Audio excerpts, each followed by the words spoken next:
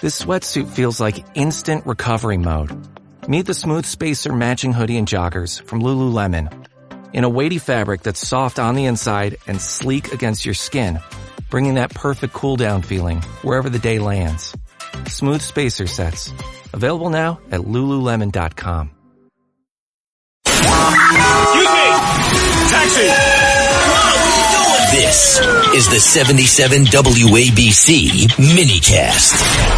And you guys, let's go to Professor Alan Dershowitz. Professor Dershowitz, I couldn't wait to ask you about this one. Mahmoud Khalil, he's of course the guy who was leading all these college protests. He was just asked at an event, will you condemn Hamas? I don't think it's a trick question. Yes, yes, and yes.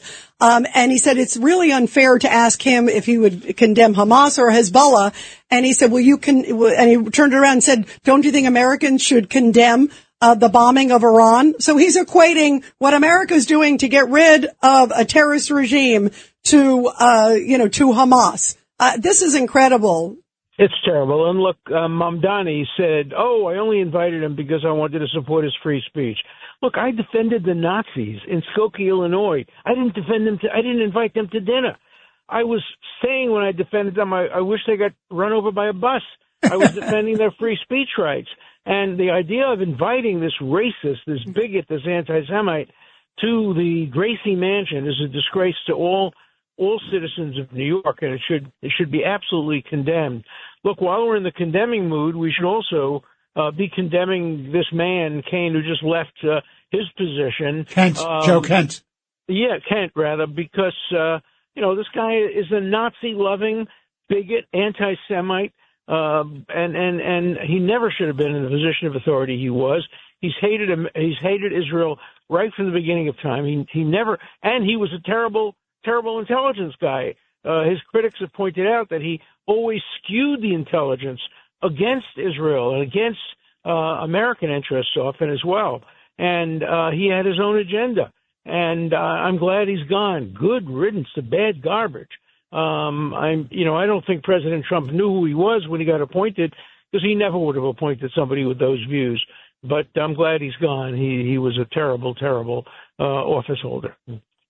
And Alan, Richard Weinberg, and the other thing about him is he was a big supporter of Putin, thought Putin's demands against Ukraine were perfectly reasonable, couldn't understand why Ukraine would not cave after that little incursion that Biden encouraged. Right, and then also that he didn't think that Iran posed a substantial threat. You think back to 1935, if only France and England had engaged in a preventive war against Nazi Germany, 50 million lives would have been saved. And, I wrote a book about it called The Preventive State, in which years ago I urged the United States to take preventive military action to prevent them from developing their bomb. And thankfully, President Trump did that. I spoke to him several times about it over the years. I'm not suggesting he listened to me. He listened to a lot of people. But many of us thought that for purposes of protecting the United States and its allies in the Gulf and in the Middle East, that kind of preventive war was absolutely essential. I'm glad he did it. I'm glad it's been as successful as it has. By the way, if you watch CNN, it's as if you're watching a different war. On CNN, the United States is losing, Israel is losing, everything they did backfired. And if you watch, any other reasonable, if you listen to ABC, you watch Fox, you see what's really going on. That it's been an incredible military success, and I believe it will end up being an incredible diplomatic success as well. And so I'm glad that we're in there, and I'm glad that I feel terrible for all the Americans who died in the process. A relatively small number. Some of them were killed not in combat but by accidents. But that's the course of war, and but I think it's been well worth it for the protection of the United States and the prevention of Iran developing nuclear weapons. Alan, let me ask you this. This character, Kent, made the following allegation that the reason the United States got involved in this military excursion was because they were forced into it by Israel. What are your comments on that? It's perfectly anti-Semitic. And then he told a bold-faced lie. He also said that's the reason we got into the Iraq war. You know that Israel was opposed to the United States going into Iraq? The Prime Minister of Israel, Sharon, told me this personally, and I know it as a fact.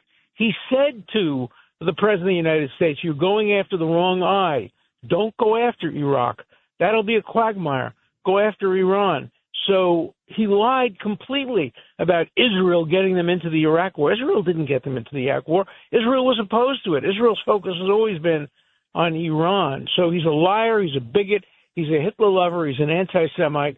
He never should have been in any position of trust in the United States. And thank goodness that we're rid of that bad garbage and we can move on to have somebody decent in intelligence who gives objective, neutral intelligence rather than skewing it against people he doesn't like politically and ideologically. Alan, Mike Sapricone, where was he in June after that, after we bombed the nuclear areas? Where was he then? He had nothing to say then. Why now is he standing up and didn't have anything to say about that then? I don't. He said it quietly and privately. This time he's done it, publicly and openly, and people are making a hero out of him. Already, we're seeing Tucker Carlson, lionizing him, making him into a hero. He's not a hero. He's a Nazi, and nobody should be praising him. Everything he's done, everything he said or hasn't said, has been part of this kind of bigoted ideology. And there's no place in the United States government for people who hold those views. Yeah, no doubt. Before we let you go, very quickly, big hit today. These two huge Israeli leaders, Laranjani. I mean, Iranian leaders. Yeah, Iranian leaders, right? Two Iranian leaders. One is Ali Laranjani, who's effectively sort of the de facto leader. The other is the head of the Basij force, which is the guys who ordered the execution of tens of thousands of their own people. Thank goodness. Yeah, but look at what how the New York Times reports it. The New York Times reports it as a terrible thing because he was a pragmatist. He killed 32 or 36,000 Iranians. That's a pragmatist. He was murdering people all over the country. But the New York Times bemoans their killing because it will make it less likely that the United States can make a deal. That's such nonsense. Again, the New York Times, you read the New York Times, it's a different war from reading the Wall Street Journal. It's as if there were two wars being fought.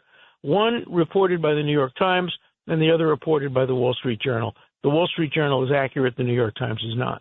Yeah, it is amazing. And I've seen some of the other rhetoric. It's shocking. And to me, it's sort of anti-American. I agree with you. Professor Dershowitz, we love having you. Thank you so much for joining us as always. Happy holiday to all my Irish friends. Thank you. We'll spread the word. Thank you.